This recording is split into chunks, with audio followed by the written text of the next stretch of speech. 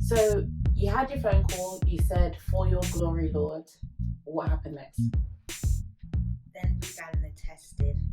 I feel like I've had every test going. I've been in every machine that there is, like, in the NHS, like, to the point I felt like I was just going to hospital twice a week. Wow. Every week. So then after I had the first test and the first referral, no, not referral, first testing, I then had to be referred to the gynae department, I believe. Okay. And then, because they said I had gallstones as well. Right. So they were saying they would have to refer to that, but the system, all that issue is really urgent. Mm-hmm. And then there was just like this gap where I didn't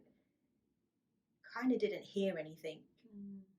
And then I went to one appointment, and literally the consultant saw me, and you know when people start getting frantic? Yeah. Like, I was calm, but they were frantic, and that was making me think, should you be panicking? What is going on? And she didn't even touch me. She just looked at me.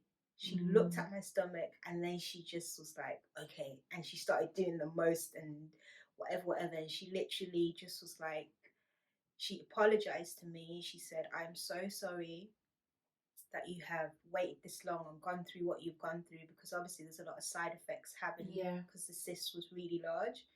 And she apologized to me. She said, to make up for it, I'm gonna put you through for all these tests, but like in a week turnaround. Wow. So that everything can just be done really quickly. She put my number in her diary, and she says, "I'm gonna call you directly, and I'm gonna like sort all this out." And she actually kept her word. That sounds like favor. Yeah.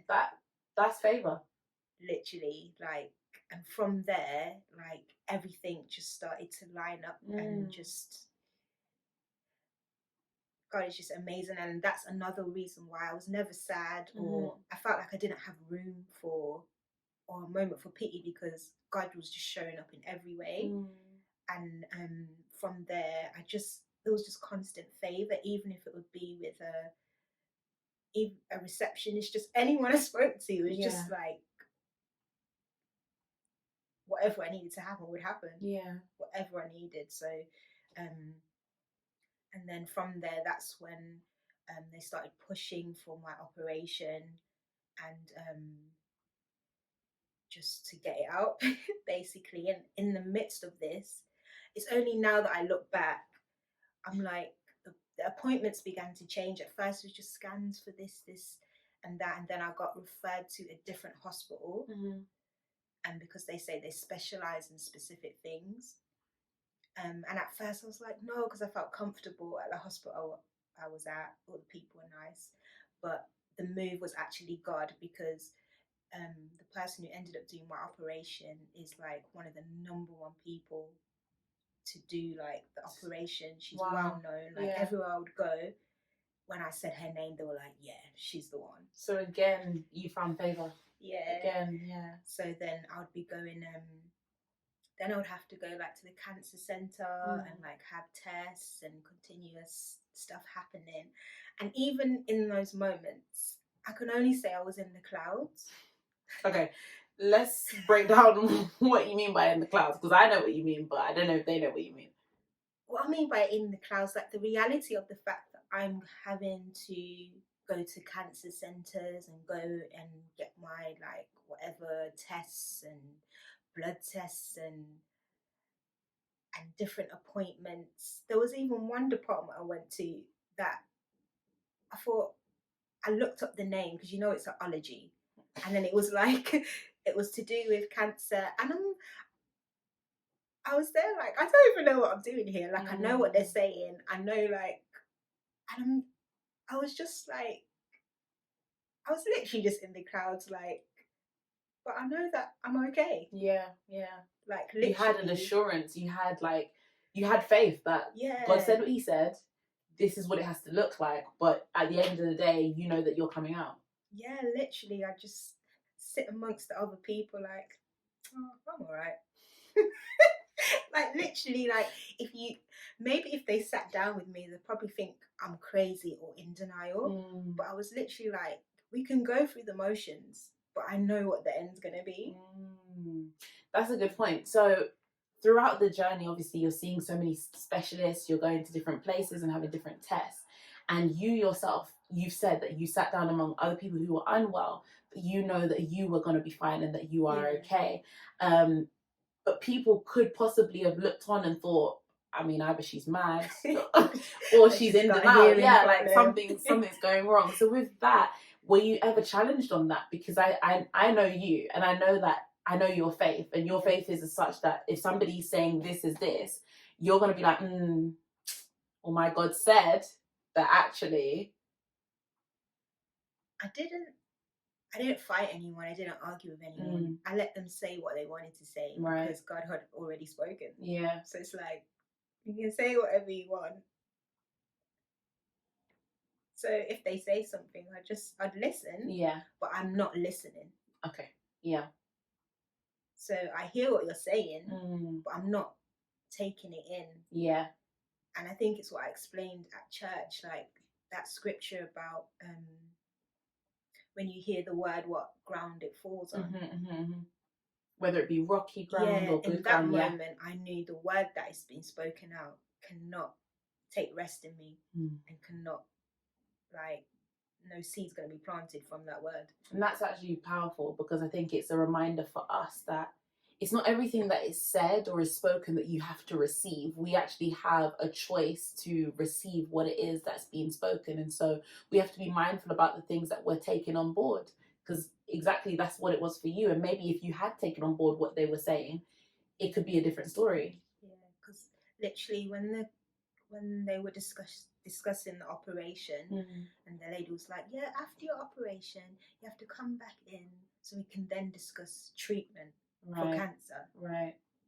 I heard her, but I was like, I'm not coming back for that treatment. It's like, there isn't going to be treatment. Yeah. Literally, you just literally to stand on God's word when those who say they have knowledge say that this is the way that it's going to be. Yeah. You're just like, you can say it. It's okay. But I know what I know. Yeah. Okay, so they've taken you through for the test. The lady has expedited your whole situation, and they're pushing for the operation. When did the operation come about? What did that look like? So, when was the operation? So the operation ended up happening on the 10th of November, and even in that, I learned something about when you're going through your healing and your process, it's not on your terms. It's on God's terms. Okay. And because of like the size of the cyst and where it was growing from, they had to remove one ovary as well. Okay. Which, if I was the director of the story, would not have happened. And literally, I think that was one of the things I was like, God, why did you have to do that? Like, you could have just, like, literally, I was like, even when I had my results, like, yes, God, you're going to get the glory. But part of it was I was telling him how to get the glory. Like, this is, if we do it this way, and then, like, you can get glory from that. So, literally, but I was like, I remember saying to, like, just telling my pastors like what was happening, and they were literally just like, but we rejoice because they may be taking one ovary, but you can still have children. There are women out there that's not their story. And literally I just had to be like, humble myself and say, you know what, calm down. Take a seat. Like, nothing, like, you can still have children and everything's still working in working order. Like, what is there to, like, complain about? Like, God is doing so much. He's been a man of his word. Like, he's been a covenant keeping God. He promised, like, children for me. So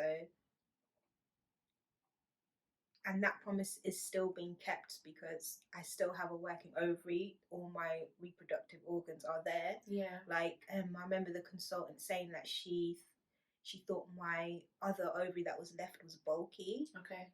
So, and I was like, oh no, you don't. Oh no, you don't. And Pastor Angel, I'll say one of her favorite lines, but one thing that she reminds us of all the time is to contend with God for his word. Mm. And then when the woman said that, I was like, nah, God, because you told me. So if the ovary is bulky, what would that mean? So she's thinking there's more cysts on the other one. Right. So I'm thinking, you're not seeing I tell you right. what, you're not doing. So literally, I went back to God like, that's not what we talked about. Mm. I love that. Like, because it's real. Yeah. It's real. Like if we're saying we're having relationship with God, we spoke about this, God. Yeah. That was not in the blueprint. You gave me specific promises. Yeah. Like, and it's so funny, just before all this happened, God had really been speaking to me about my family, as in the family that will come from me, like me, my husband and my children, and just speak to me about like some of its purpose and like the legacy and like things that will be broken because of whatever he does through me and my husband and my children. Amazing. Yeah. So to just have that word and then go to this, I was like, but that's how it works though, isn't it? God will give you a word and then the enemy will come with something to completely counteract what has been said. Yeah, literally. I think that was the week that I was actually ministering covenant keeping God. I remember. Yeah.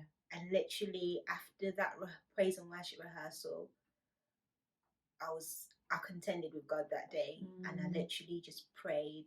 I didn't even leave my car when I went home. I literally prayed and I said, God, I'm not moving until healing has taken place. Yeah. Like literally, I prayed, and I just heard the word, even now I am healing. And then I just listened to that William McDowell song. I don't remember the title. I think it's called Even Now. Okay. And then literally I went for another scan. And then in that scan, the lady was like, she couldn't really see anything because the cyst was so big. But they did the scan a different way to see. And she was just like, she said, everything is perfect. Your womb is perfect, your uterus is perfect, your ovary is perfect, and you've just released an egg. Wow. And I was just like, it's just like God to show off, and like, not only is everything perfect, let me just show you that everything's that still you in can operation. Do everything that you need to do. So literally, I was just like, God, I was just continuous. I think I just walked out just as a zombie in a good way. Like literally, I think I like called 2 people because I was just so like, God, you know, you just like just overwhelmed. Yeah. Like literally, so then I was all ready for the operation. Yeah, and they said because of the size of the cyst, I couldn't have keyhole or anything. I literally had to have open surgery because they said the size was almost like if I was about 5 or 6 months pregnant, and the measurements was about 20 centimeters by 26 centimeters. Right. And I think it weighed approximately like maybe 7 kilograms. Wow, that's a lot of weight to be carrying around. Yeah. Especially if it's not like this is just your body weight. Yeah. This is extra stuff.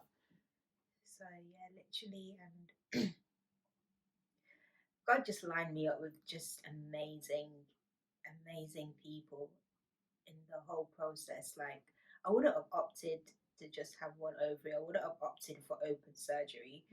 But this is the way God wanted to do it. So just had to go with the flow. Wow. So how long's it been now since your surgery, and how has the healing journey been going? So November, December. It hasn't actually been that long. Oh no, it hasn't. Wow. Yeah. Because it's still in January. Yeah. So it's been about less than 2 months. Yeah. So the healing, God's just been a G. Like literally. And I'm thankful for people that pray intentionally and not just out of routine. Because there's people that have sent me voice notes of prayers or just prayed with when they were with me, and I've seen those prayers come to life. Like it's a out of habit. When someone's sick, we always say, "Oh, hope you get better soon. Hope you can have a speedy recovery." And it's out of habit. But literally, I've heard intentional prayers about a speedy recovery, and I've seen it manifest. Like literally, I feel like I blinked, and I'm just like healed. Like all my stomach's healed, all the scarring's there. It's just like the scarring's nice as well, guys. Like, as a woman, you want a nice like scar and stuff. Like even when I was in hospital, I didn't feel any pain. Like that lashed me. Like you just had open surgery. You're thinking, and you're not feeling any. Yeah, like literally. And it wasn't the morphine. No, like they hooked me to the machine and said, whenever you have pain, literally just press the button. And like I was waiting the pain, like I had the thing ready, like let's go, because I am not I'm not gonna be about here to be just be like, I'm in so much pain. But I literally didn't feel any pain. Like when I came out of surgery, I think the woman went and pressed it for me. And but she's like, that's gonna wear off, and she was basically prepping me like for how painful. Obviously she didn't say it like this, but she's like, girl, in a few hours, pain gonna lick you. So you better be ready to press the button. Yeah, like literally, I didn't. I think when I came out of surgery, I think I vomited up once, but apart from that, nothing. Like nurses would come to me and they're like, "You haven't used the morphine." And I'm looking at them, I'm like, because I haven't had any pain. Like I'm not just gonna press it. And then they'll be just like, huh? So then they'll be like, later on tonight you're gonna press it because it's gonna lick you. Then they'll come and check on me again, and they'll be like, you haven't. It's still full. And I'm like, it's because I haven't had any pain. And they're like, maybe some of the numbing from earlier today is still on your body, so maybe that's why. So we'll see you tomorrow. Next day came, and literally I said, God, you're a G, you're a painkiller as well. Like, what can't you do? Like, literally, I can't even comprehend it myself. Like, yeah, and even when I was there, my stomach began to swell. Right. And then the doctor came and said it could be blood gathering under the layers, like, of your skin. Yeah. So he's like, then we're going to just have to cut you back open. And all I heard was cut you back open to rectify it. Yeah. And then staple you back up. No. I said, nah, that ain't happening. So the doctor left, and I started praying, like, God, heal me. And God said, no, that's not the position. Speak to your body. Wow. Like, it's not the prayer to ask him. Wow. It's the speak to your body. You have the authority to decree a thing. Yeah, so in that moment, I spoke to my body, and then they came back, and then they kind of like looked at everything. The swelling started going down. They took blood. They were like, oh, your blood count is fine. We don't have to do anything. Because I was like, there is no way. Right now I have invisible stitches. There's no way you're cutting me open to staple me back up. So even in